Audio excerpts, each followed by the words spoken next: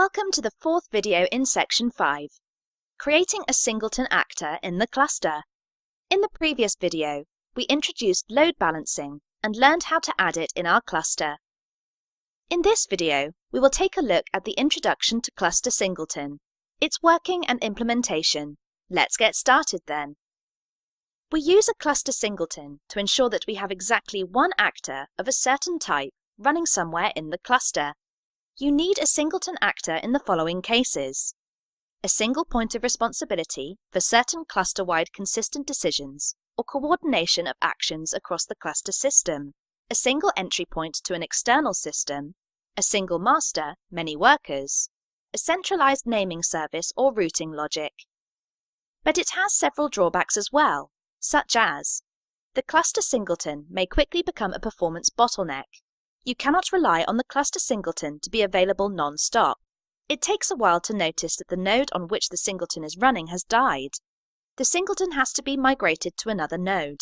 So you should be careful in using a singleton, and it should not usually be your first design choice. Now, let's discuss how it works.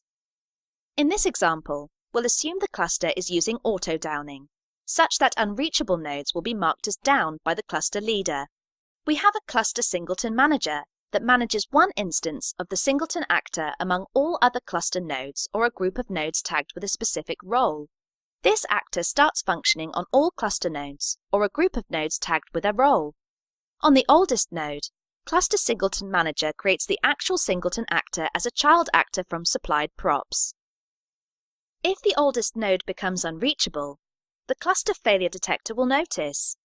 If auto-downing is enabled, or that node is by someone declared as down, then the cluster will. Then, a new oldest node will take over, and a new singleton actor is created. If you want to only talk to the singleton actor, you can use the cluster singleton proxy, which will route all messages to the current instance of the singleton. The proxy will keep track of the oldest node in the cluster and resolve the singleton's actor ref. And if the oldest node becomes unreachable, it will stash all messages until the new oldest node takes over and the new singleton actor is started. Now, let's take a look at our example. We have a master actor, which is a persistent actor. It receives work from the front end and stores until workers request it. Let's take a look at the implementation, that is, the master messages. We have three commands: register worker, request work, and work. And we have three events: add worker, add work, and update work. The implementation for the master will be such that when it receives register worker, it will persist the add worker event. When it receives request work and the work is empty, it will reply with no work. When it receives request work and requester on the workers, it will send work to it and persist the update works event. When it receives work, it will persist the add work event. Let's move to worker now. The worker is a simple actor that will handle one message, work. Now, let's complete our logic. We need to talk to the master, so let's create the cluster singleton proxy. The props of the proxy take the path of the Singleton Manager and cluster singleton proxy settings, which takes actor system and role. Let's assume that the name of the cluster Singleton Manager is a master and the actual singleton actor is active. Now, let's schedule two tasks. For every 30 seconds, we will send the register worker message, and for every 3 seconds, we will send the request work message. Let's concentrate on the front end now.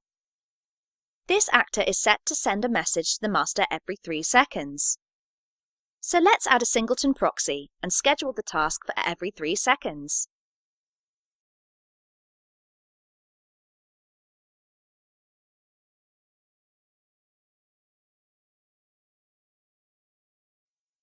Now, let's implement the app object. We will start 3 nodes, where every node has a cluster singleton manager and a worker instance, and one of them will contain the front end, that is, the actor. Here is the definition for the actor system and configuration. And we need that to start the shard journal. But remember, on production, this journal will be a single point of failure, and you should use a distributed journal. Now, let's add our Singleton Manager. we will use the Cluster Singleton Manager, which takes props for the actual actor, termination message, and Cluster Singleton Manager settings, which takes actor system, role, and name. We are finally done with the creation for our worker and the front end. Let's run our app. Yeah, our workers receive work from the front end via a Singleton master. Good work!